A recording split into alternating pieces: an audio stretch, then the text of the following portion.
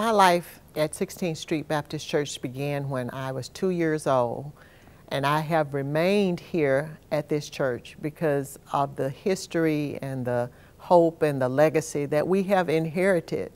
This church had its own history long before the 1963 bombing. It was the very first black church that they built in Birmingham.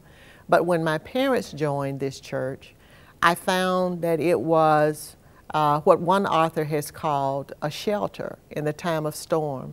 In a time of segregation, in a very dark period in Birmingham history, we were always able to come here and enjoy ourselves, to enjoy the programming. We learned, we grew, we developed. And I remembered so much of that when I became an adult.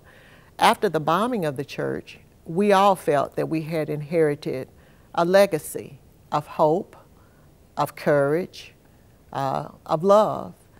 And we noticed that when people would come to this church, and we do have visitors every single day of the year, when people came to the church, they would ask that question, how were you able to stay here? How were you able to maintain the service? How were you able to go on after all of the things that happened? And we told them, we have inherited an awesome legacy of love and of peace and of courage. We've come this far by faith.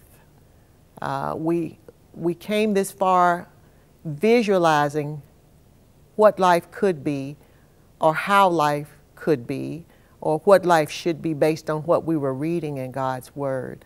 And if you keep that picture in your mind of just how beautiful things can be, you can look past sometimes the ugliness and the darkness that you find in life. And that was what we did for years and years. We looked past what had happened to what life could be, to how wonderful things could be. And that was the vision that we kept. So we felt we had inherited that vision, that legacy, as a result of September 15th. And when people come from all over the world, that is the question they ask. How were you able to hold on? How were you able to stay? And that's the answer we give them.